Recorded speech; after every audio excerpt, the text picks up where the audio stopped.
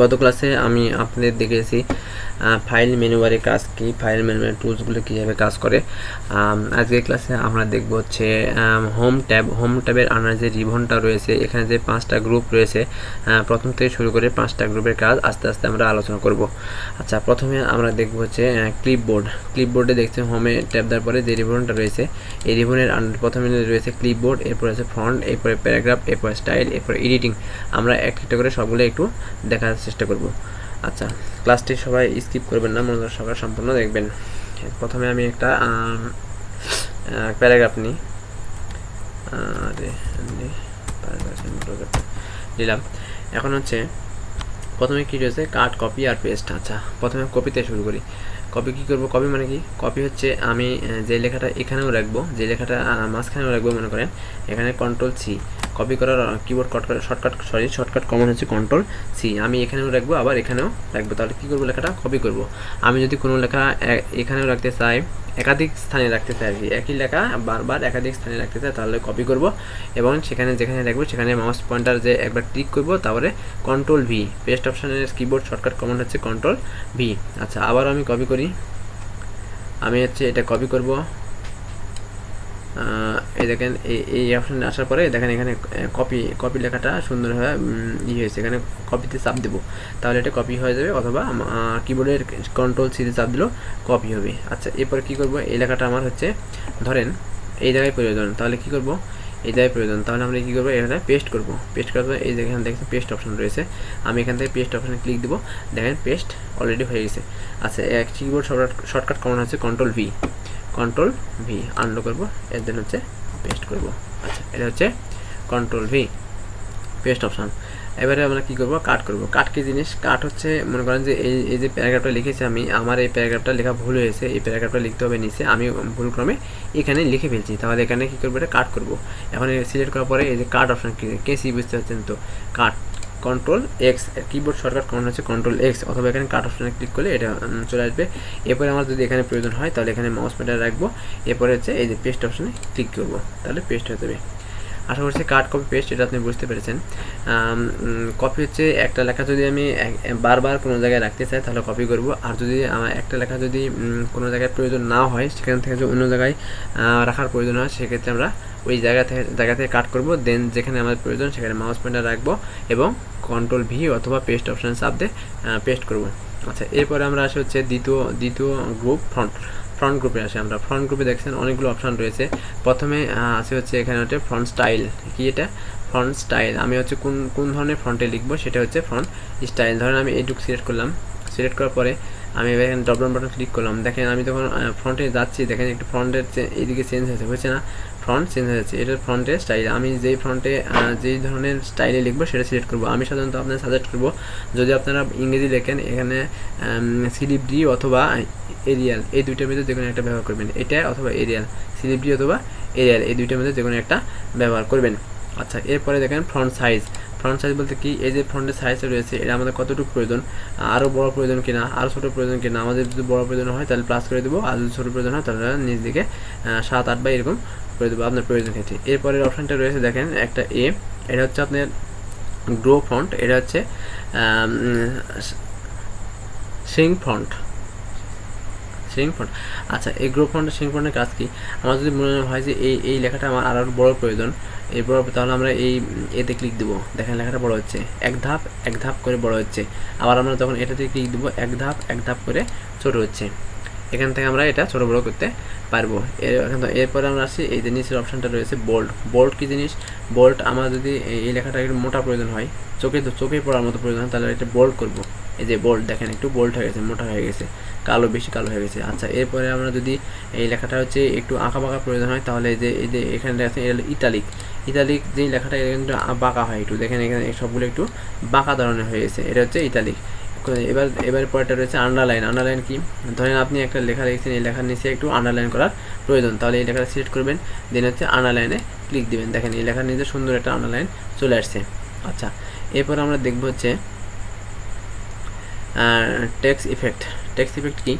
Text effect হচ্ছে টেক্সটের একটা রূপ আর কি। ধরেন এখানে আমি সিলেক্ট করলাম, এবার টেক্সট ইফেক্ট দেখেন আমি যাওয়ার পরে এখানে ড্রপডাউন বাটন ক্লিক করব। ড্রপডাউন বাটন ক্লিক করার পরে এখানে ওয়াটারটে গেলে এটা বুঝতে পারবেন। দেখেন একটা অনেক রকমের একটা আকার নিচ্ছে, দেখেন সুন্দর একটা ইফেক্ট পড়ছে, লেখার মানে আর্টের মতো একটা লেখা পড়ছে। আচ্ছা, এরপরে যেটা আছে সেটা হচ্ছে text colour, sorry text colour না, টেক্সট হাইলাইট কালার। হাইলাইট কী জিনিস, যদি আমার এই প্যারাগ্রাফের মাঝখানে যদি এই লেখা এই লাইনটা যদি হাইলাইট করার প্রয়োজন হয় তাহলে এটা আমরা একটা কালার দিতে পারি। কালার দেওয়ার জন্য আমরা যেখানে আছে ক্লিক দিলে একটা কালার নিয়ে নেবে। আমার যদি মনে হয় যে এই কালারটা পছন্দ হচ্ছে না, আমি আমার ইচ্ছা মতো কালার নেব, তাহলে এখানে ড্রপডাউন বাটন ক্লিক করবেন, দেন আপনার ইচ্ছা মতো একটা কালার এখানে দিবেন। দুঃখিত, হ্যাঁ এখানে আবার সিলেক্ট করতে হবে, সিলেক্ট করে কালারে ক্লিক দিতে হবে। এই দেখেন কালার অপশনটা চেঞ্জ হয়ে গেছে, এটা হচ্ছে হাইলাইট কালার। আর পরেরটা যেটা রয়েছে এটা টেক্সট কালার। টেক্সট কালার কি, এই যে লেখাটা আমার এখন কি ব্ল্যাক আছে তাই না, এই ব্ল্যাক আছে, আমি যদি মনে করি যে এই ব্ল্যাকটা আমি চেঞ্জ করবো, ব্ল্যাকটা অন্য কালার দেবো, তাহলে সেটা করতে পারবো। এই ব্ল্যাকটা আমি চেঞ্জ করবো, ব্ল্যাকটা কী করবো, ব্ল্যাকটা চেঞ্জ করে এই যে চাপ দিয়ে রেড হয়ে যাবে। আমি যদি চাই যে অন্য কোনো কালার দেবো সেক্ষেত্রে দিতে পারবো। এই যে নীল দিলাম, দেখেন একটা কালার নিচে। আচ্ছা, যদি মনে হয় যে নীল না আমি অন্য কালার দেবো সেটাও দিতে পারবো। এখানে ড্রপডাউন বাটন ক্লিক করবো, ক্লিক করার পরে এখান থেকে একটা কালার চুজ করবো, হ্যাঁ যে কোনো একটা কালার চুজ করবো, সেই কালারটা দিয়ে দেবো। আচ্ছা, এখান থেকে আমি এই নীলটা নীল না কালারটা এক একটা মনে হবে।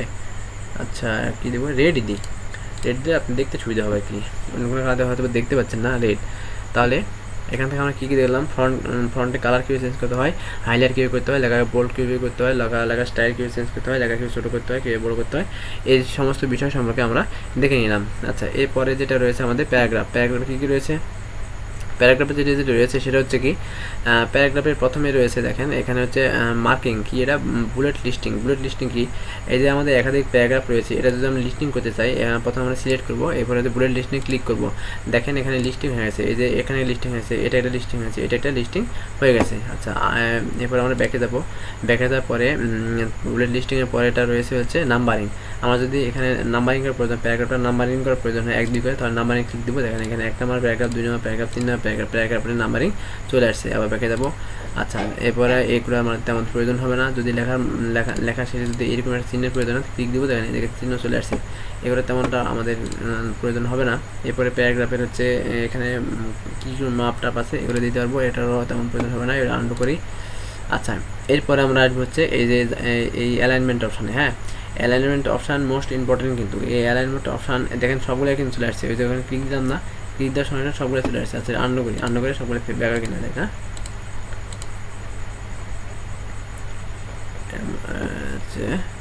হ্যাঁ ক্লিক দিতে হবে, হ্যাঁ ওখানে ক্লিক দিলে উঠে যাবে। আচ্ছা, কী হলো, অ্যালাইনমেন্ট আছে জানেন আমরা। হ্যাঁ, একটু আমি ব্যাকে যাই, তো টাটা দিয়েছিলাম। আচ্ছা, এখানে যাই। হ্যাঁ, আমরা ছিলাম হলো অ্যালাইনমেন্টে। অ্যালাইনমেন্ট কি, অ্যালাইনমেন্ট হচ্ছে সাজানো।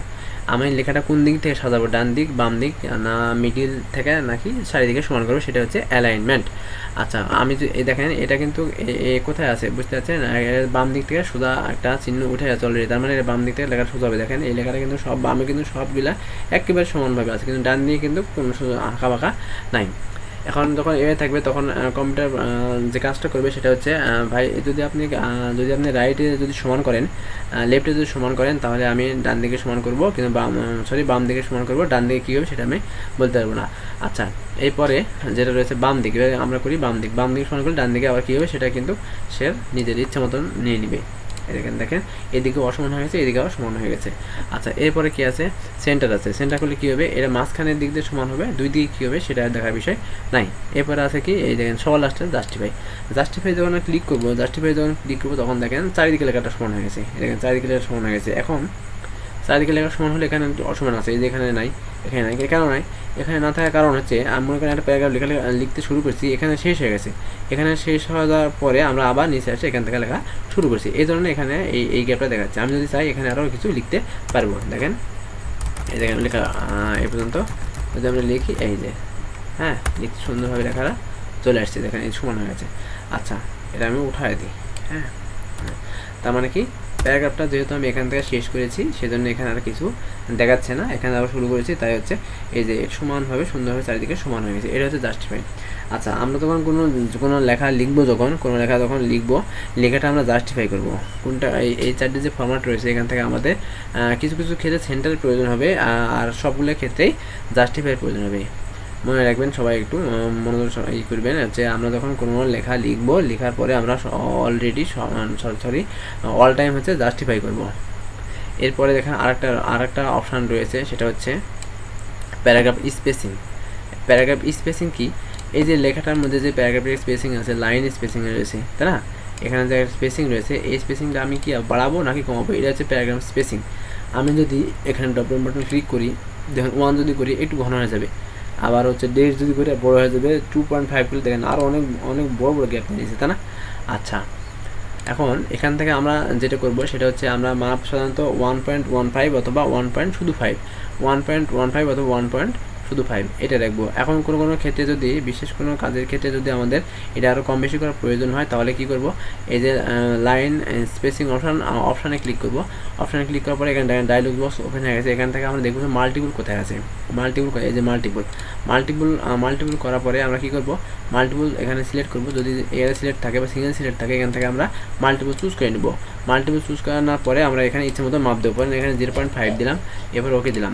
দেখেন লেখাটা কত ঘন হয়েছে। এটা কিন্তু মানানসই না, বা লেখা দেখা যাবে না, বোঝা যাবে না, এটা কিন্তু করার দরকার নাই। আমরা তাহলে কত রাখবো, আমরা হচ্ছে প্যারাগ্রাফের মার্কটা রাখবো হচ্ছে 1.15 অথবা 1.5, এই দুইটার মধ্যে যে কোনো একটা রাখবো। আচ্ছা, এর পরেরটাতে আসি। এরপরে দেখেন এখানে একটা কালার রয়েছে, এটা হচ্ছে থিম কালার। থিম কালার মানে কি, এই যে আমার ব্যাকগ্রাউন্ডটা রয়েছে সেটা কিন্তু হোয়াইট, সাদা রয়েছে না। আমি যদি চাই এই ব্যাকগ্রাউন্ডটা চেঞ্জ করতে পারবো। এই যে ব্যাকগ্রাউন্ডটা রয়েছে, এই আমার পেজের ব্যাকগ্রাউন্ড, এই পেজের ব্যাকগ্রাউন্ডটা চেঞ্জ করতে পারবো, একটা কালার দিতে পারবো। এই যে এখানে সাদা আছে, আমি যদি এখানে ডাবল বাটন ক্লিক করি, এরপরে যদি আমি হচ্ছে এটা দিই, দেখেন আমার হচ্ছে ব্যাকগ্রাউন্ড কালারটা কি চেঞ্জ হয়ে গেছে, বুঝছে না? ব্যাকগ্রাউন্ড কালার সুন্দরভাবে একটা নীল আকার ধারণ নিয়েছে। আচ্ছা, এই কাজটা দেখেন, এখানে একটা বিষয় আছে, এটা কিন্তু ব্যাকগ্রাউন্ড কালার, এর মাঝখানে এই যে লাইনের কালার দেখতে পাচ্ছেন, এটা হচ্ছে হাইলাইট কালার। হ্যাঁ, ব্যাকগ্রাউন্ড কালার আর হাইলাইট কালারের মধ্যে কিন্তু পার্থক্য রয়েছে। পার্থক্যটা কি, হাইলাইট কালার শুধু লেখার যে লেখাটা লাইন রয়েছে, লাইনের উপরে শুধু কালার হবে, আর ব্যাকগ্রাউন্ড কালারটা কোনো একটা থিম সহকারে সুন্দর একটা কালার হয়ে যাবে। যদি আপনার প্রয়োজন হয় কোনো ক্ষেত্রে কালার দেওয়া, সেক্ষেত্রে কালার আপনি দিতে পারেন। এখন যদি আমার মনে হয় যে আমার সমস্ত লেখাটার কালার দেওয়ার প্রয়োজন নেই, আমি শুধু এই লাইনটার উপর দিব, তাহলে এই লাইনটা সিলেক্ট করে নেবেন, এরপর এখান থেকে কালারটা দিবেন। এই যে সুন্দরভাবে কালারটা নিয়ে নিছে, ঠিক আছে? আচ্ছা, এরপরে কি আছে, এই যে বর্ডার আছে। বর্ডারটা হচ্ছে কি, বর্ডার হচ্ছে আমরা যদি এই প্যারাগ্রাফটা যদি বর্ডারের মধ্যে রাখার প্রয়োজন হয়, তাহলে আমরা বর্ডার দিলে সুন্দর একটা বর্ডার নিয়ে নেবে। আমরা বর্ডার ডবল বাটন ক্লিক করবো, আমরা সাধারণত অল বর্ডার করবো। অল বর্ডারে ক্লিক করার পরে, দুঃখিত, এর জন্য আমাকে সিলেক্ট করতে হবে। সর্বপ্রথম কী করতে হবে, এই লেখাটা কন্ট্রোল এ দিয়ে সমস্ত সিলেক্ট করবো, এরপরে বর্ডার থেকে অল বর্ডার দেবো। হ্যাঁ, অল বর্ডার দেখেন, যেখানে যেই লেখা আছে, এখানে এক লাইন ছিল, এখানে ফাঁকা লাইন ছিল, এই জন্য বর্ডার নিচে, এখানে ফাঁকা লাইন ছিল, বর্ডার নিচে, এখানে একটা প্যারাগ্রাফ ছিল, এখানে বর্ডার নিচে, এখানে একটা প্যারাগ্রাফ ছিল, বর্ডার নিচে, সবগুলোতে সুন্দরভাবে একটা বর্ডার নিয়ে নিছি। আমাদের যদি বর্ডারের প্রয়োজন হয়, যে আমি প্যারাগ্রাফটা বর্ডারের ভিতরে সুন্দরভাবে রাখবো, তাহলে এই বর্ডারটা দিতে পারবো, দেন এই বর্ডার দেওয়ার প্রয়োজন নাই। আচ্ছা, তাহলে আমরা হোম বাটনে আমরা তিনটা শেষ করলাম, তিনটা হচ্ছে গ্রুপের কাজ শেষ করলাম, ক্লিপবোর্ড, ফন্ট এবং প্যারাগ্রাফ। আশা করছি আপনি এই গ্রুপে যে টুলসগুলোর ব্যবহার রয়েছে, এগুলো করতে খুব সহজে করতে পারবেন। আর যদি ব্যবহার করতে অসুবিধা হয়, আপনি ভিডিওটা বারবার দেখবেন, ভিডিওটা বারবার দেখে এটা মুখস্থ করার চেষ্টা করবেন আর প্র্যাকটিস করবেন, তাহলেই হবে। ওকে, ধন্যবাদ সবাইকে।